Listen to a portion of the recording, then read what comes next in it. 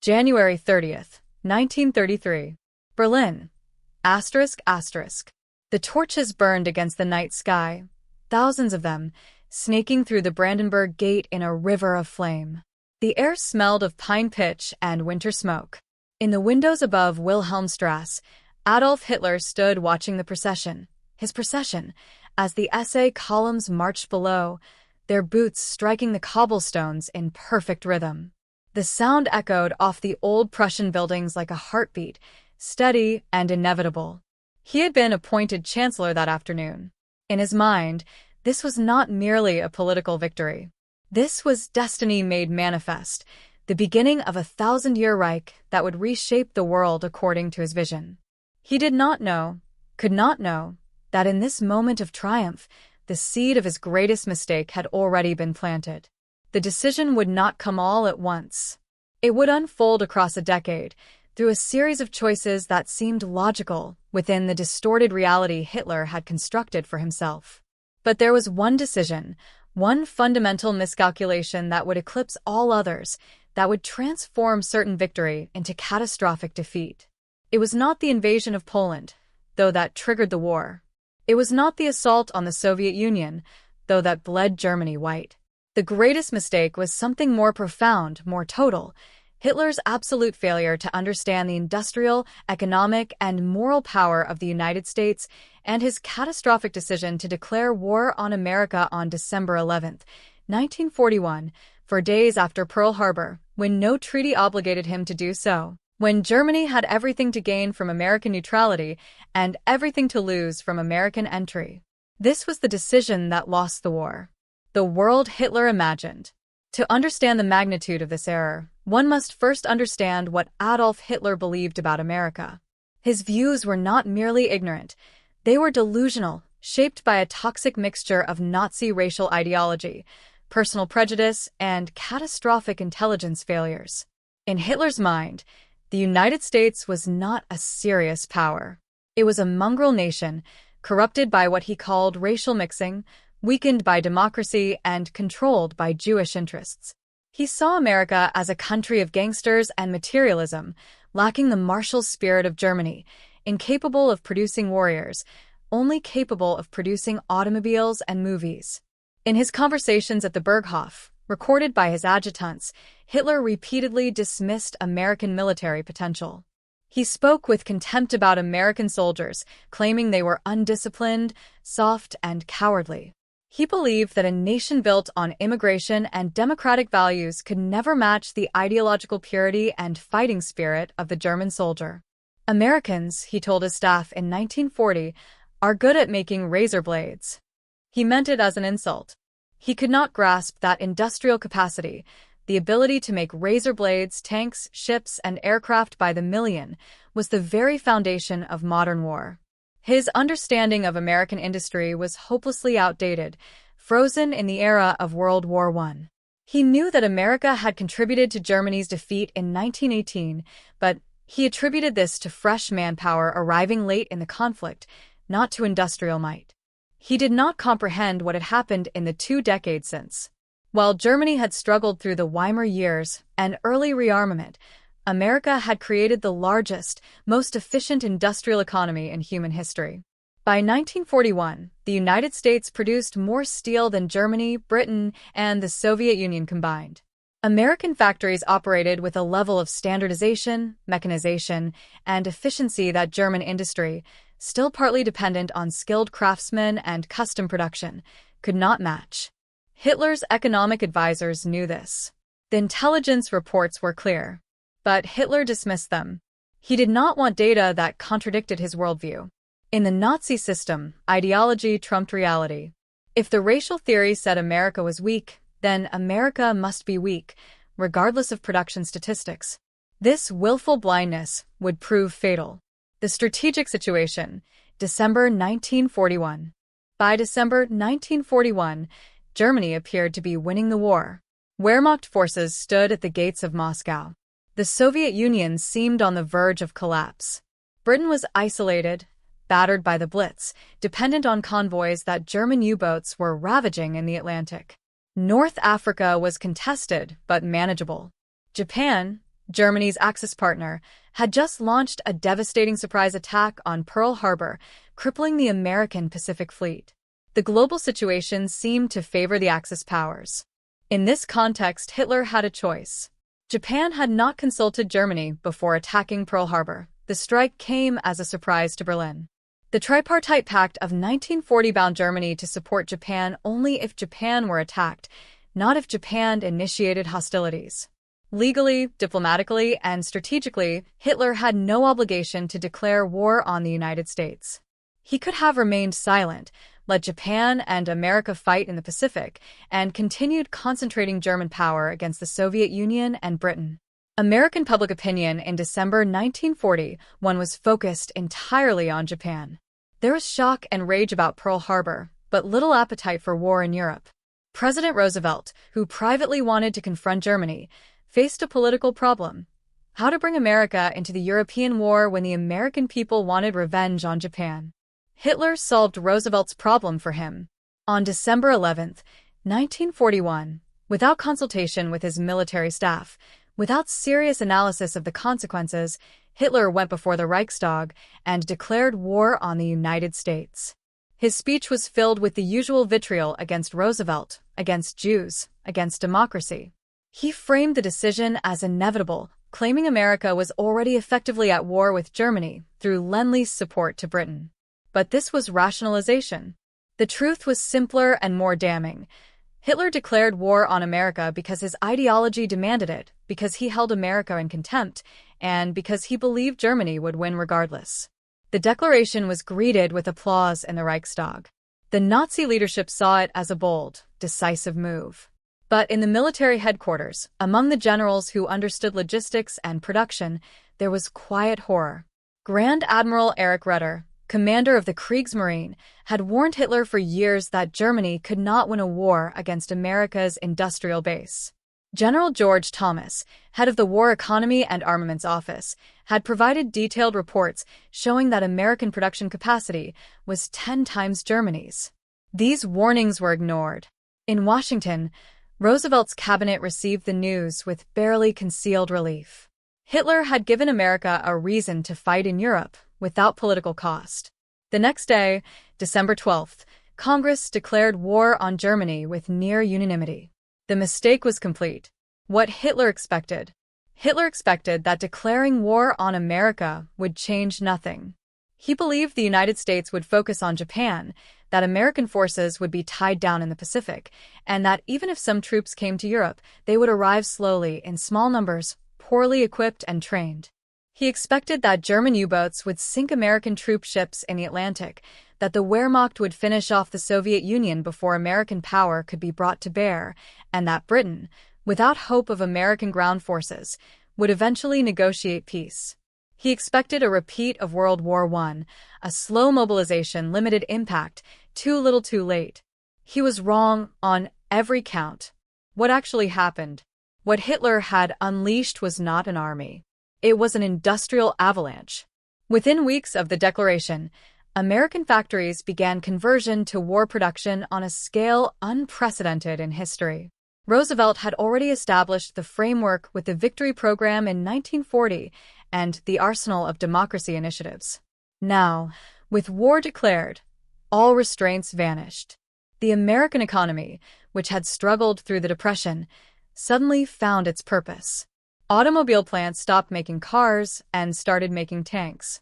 Shipyards began launching Liberty ships at a rate of 3 per day. Aircraft factories that had produced hundreds of planes per year began producing hundreds per month. The scale was beyond anything the German leadership had imagined possible. The statistics are difficult to comprehend even today. Between 1941 and 1945, the United States produced 300,000 aircraft. Germany, in the same period, produced 119,000. The United States built 88,000 tanks. Germany built 67,000. American shipyards launched 5,000 merchant ships totaling 50 million tons.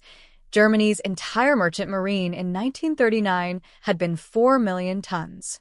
The United States manufactured 634,000 jeeps, 2.4 million trucks, 11 million rifles, 41 billion rounds of ammunition. American industry produced more war material in 1943 alone than Germany and Japan produced during the entire war. But numbers alone do not capture what happened. The nature of production was different. American factories used assembly line techniques, interchangeable parts, and mass production methods that allowed rapid scaling. A Sherman tank could be assembled from standardized components in a matter of hours. German tanks like the Tiger and Panther were engineering marvels, but they required skilled labor, custom fitting, and complex maintenance. An American shipyard could launch a Liberty ship in 42 days. By 1943, some were launched in less than 5 days. German U-boat production, constrained by resource shortages and Allied bombing, struggled to replace losses. The quality of American logistics was equally devastating. The U.S. military did not just produce equipment, it delivered that equipment anywhere in the world. By 1944, American supply chains stretched across the Atlantic and Pacific, feeding armies in Europe, Asia, Africa, and the Middle East simultaneously. German forces in Russia were desperate for fuel, ammunition, and food. American forces in France had so much supply that local commanders struggled to manage the surplus. A German infantryman in Normandy carried 3 days of rations and 60 rounds of ammunition. An American infantryman carried a week's rations, 150 rounds, and knew that more was coming in trucks that ran on roads the engineers had already repaired. And then there was Lend-Lease. Even before Pearl Harbor, America had been supplying Britain and, after June 1941, the Soviet Union. After December 1941, this support became a flood. The Soviet Union received 400,000 trucks, 12,000 armored vehicles, 11,000 aircraft, 1.75 million tons of food. Britain received 30,000 aircraft, billions of dollars in equipment and material. Without American supply, Britain would have starved. Without American trucks, Soviet offensives would have stalled for lack of mobility. Stalin himself admitted, in a private toast in Tehran in 1943, that the Soviet Union could not have won without American production. Hitler had expected America to be slow, divided, and weak. Instead, America became the logistical backbone of the Allied coalition, the engine that powered victory on every front. The transformation of German belief. German soldiers did not understand this at first. In 1942, and even into 1943, Wehrmacht troops still believed in ultimate victory. They had been told America was weak. They had been shown propaganda films of American gangsters and decadent jazz clubs. They expected, when American forces finally appeared in North Africa in late 1942, to face an incompetent, poorly equipped enemy. The first encounters seemed to confirm this. At Kasserine Pass in February 1943, German forces under Rommel inflicted a sharp defeat on American troops who were green, poorly coordinated, and outfought. German commanders sent reports to Berlin describing American tactical ineptitude. But the experienced officers noticed something else. They noticed the quantity. American units destroyed at Kasserine were replaced within days. The equipment losses, tanks, trucks, artillery, were staggering, but new equipment appeared almost immediately. One German officer wrote in his diary, "We can destroy them in battle, but they have so much, it does not matter." By late 1943, after the campaigns in Sicily and Italy, German perceptions began to shift. American forces were learning, adapting, improving. But more than that, the sheer weight of American material was overwhelming.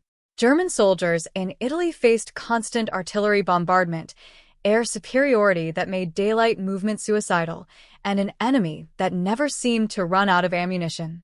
A German infantryman described it in a letter intercepted by Allied intelligence. "We fight well, we hold our positions, we kill many of them. But they keep coming, always more, with new tanks, new guns, fresh uniforms. It is like fighting the ocean." The Normandy invasion in June 1944 completed the transformation. German defenders, dug into fortified positions along the Atlantic Wall, expected to throw the invasion back into the sea. They had been told that the Allies would not have enough ships, enough supplies, enough will. Instead, 156,000 men landed on the first day, supported by 5,000 ships and 11,000 aircraft. In the weeks that followed, The Allies landed millions of tons of supplies, built artificial harbors when storms destroyed the natural ones, and sustained offensives that never paused. German forces, fighting desperately, inflicted heavy casualties. But the Allied losses were replaced. German losses were not. By the autumn of 1944, even fanatical Nazi soldiers understood the truth. They were not fighting an army. They were fighting an industrial system that could not be defeated by courage or tactical skill.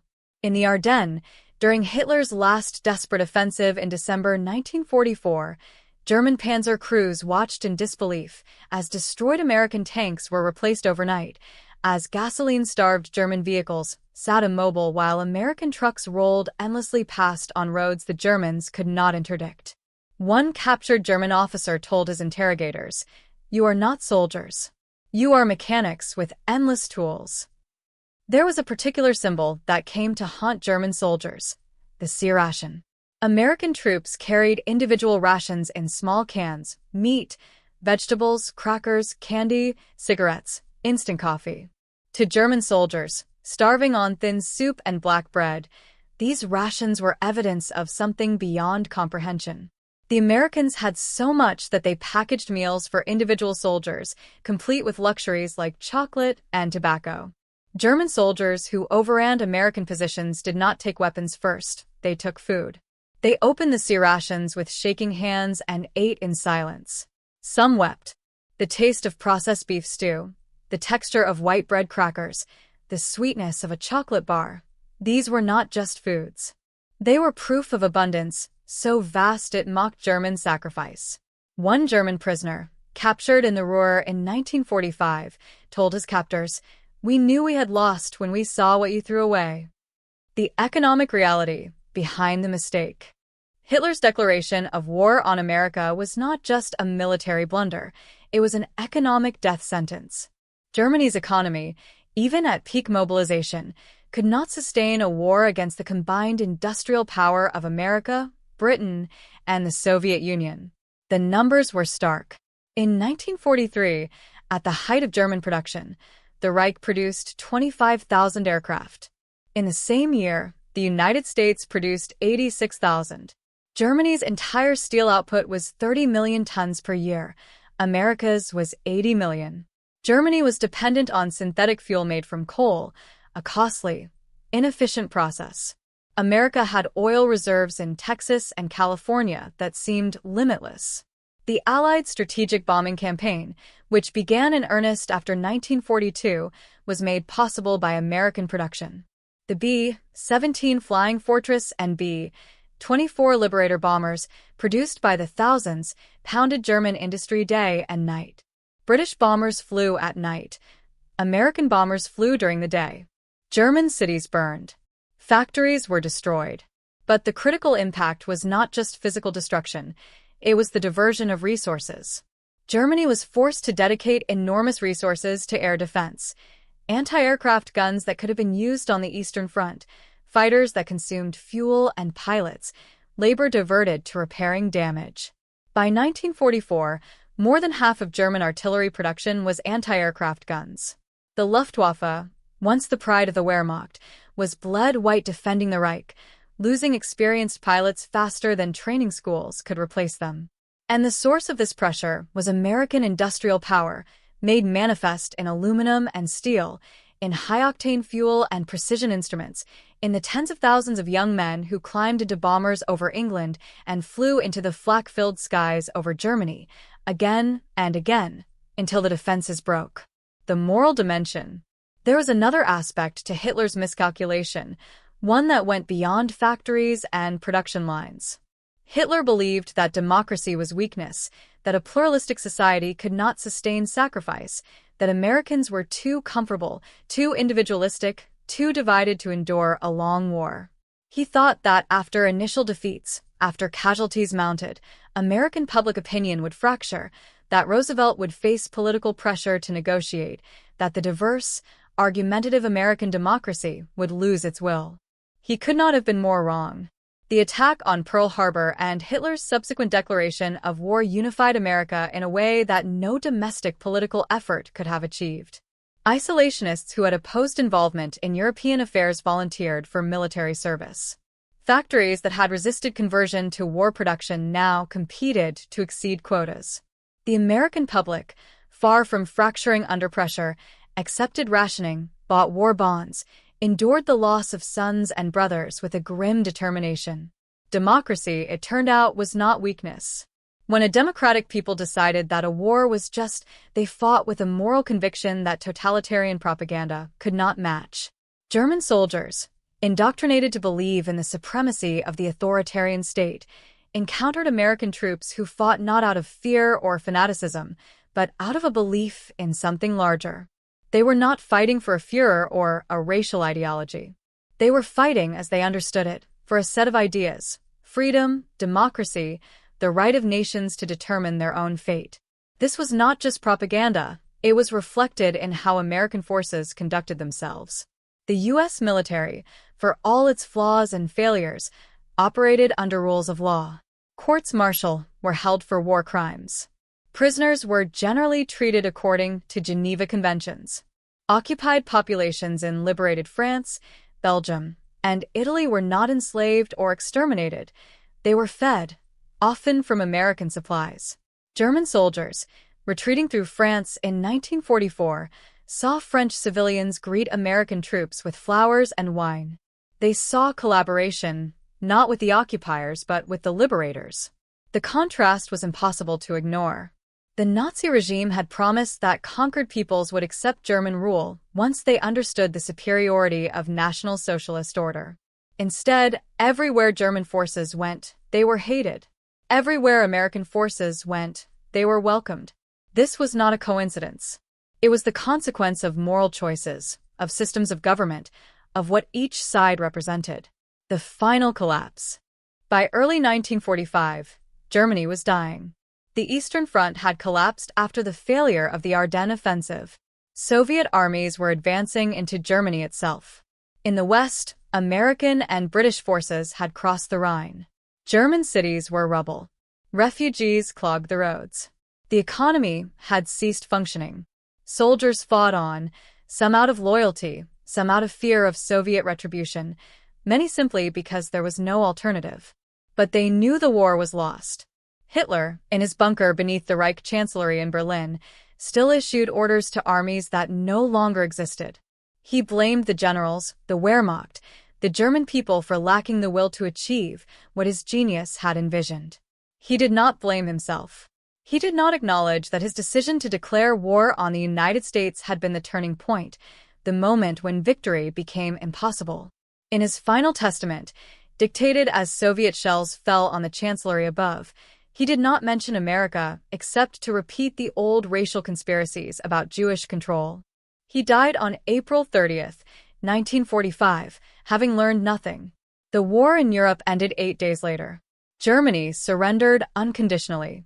The Thousand-Year Reich had lasted 12 years. Over 400,000 American soldiers had died in the European and Mediterranean theaters. Over 5 million German soldiers had died. Tens of millions of civilians were dead. Entire cities had been erased. The Holocaust, the greatest crime in human history, had consumed 6 million Jews. The cost of Hitler's mistake could not be calculated in any ledger. Epilogue. The lesson of the mistake. There is a museum in Kansas, in the prairie heartland of America, far from any ocean, far from any battlefield. It houses a B-29 bomber, one of the aircraft that flew against Japan but representative of what America built during the war. The plane is enormous, a machine of bewildering complexity, with 4 engines, pressurized crew compartments, remote-controlled gun turrets, and a range of thousands of miles. It was designed in 1940, mass-produced by 1944, and built by workers who had been farmers and shop clerks before the war. Standing beneath it, one can begin to understand what Hitler failed to grasp. He believed that will, ideology, and racial destiny would determine the outcome of the war. He believed that industrial capacity was secondary to fighting spirit, that a warrior race would triumph over a mongrel democracy. He was wrong because he misunderstood the fundamental nature of modern conflict. Industrial war is not won by courage alone. It is won by steel and oil, by the ability to produce, transport, and sustain millions of men across thousands of miles, by the capacity to absorb losses and continue. Ideology cannot stop a tank. Racial theory cannot shoot down a bomber. Will cannot conjure ammunition from thin air. But there is something deeper. Hitler's mistake was not just strategic or economic. It was philosophical. He believed that democracy was weakness because it allowed disagreement, tolerated diversity, and relied on consent rather than command. He saw America's pluralism as decay. He could not imagine that a free society might be stronger precisely because it was free, that people who chose to fight would fight harder than those compelled, that an economy driven by innovation and competition would outproduce a controlled economy driven by ideology. The declaration of war on December 11, 1941, was the crystallization of this fundamental misunderstanding. In that moment, Hitler chose ideology over reality, contempt over analysis, certainty over doubt. He could have remained neutral. He could have let America and Japan exhaust each other. He could have concentrated every resource against the Soviet Union. Instead, he brought the full weight of American power into the European war, ensuring that Germany would face an enemy it could not defeat. History is shaped by such choices. A single decision, made in a moment of arrogance, can unravel years of planning. Hitler's mistake was not inevitable. It was the product of a worldview so distorted, so disconnected from truth, that it could not perceive danger until danger had become catastrophe. The lesson is not just for dictators. It is for any system, any ideology, any leader who believes that reality can be bent to will, that facts are negotiable, that what ought to be true can substitute for what is true. In the end, the factories spoke louder than the speeches. The production lines outweighed the propaganda. The abundance of a free economy crushed the scarcity of a controlled one. Hitler's greatest mistake was not a battle lost or a strategy failed. It was the failure to understand that in the modern world, a nation's strength lies not in the purity of its ideology, but in the resilience of its institutions, the productivity of its economy, and the consent of its people. These were things the Third Reich could never possess, and things that, once fully mobilized, the United States had in such measure that the outcome was never truly in doubt. The 1,000 torches that burned in Berlin in January 1933 promised a new age. They delivered only ashes. And the decision that ensured those ashes, the single choice that made defeat certain, was made on a December day in 1941, when a man who thought will could conquer all chose to fight the one nation whose will was matched by unlimited means. That was Hitler's biggest mistake. That was the decision that lost the war.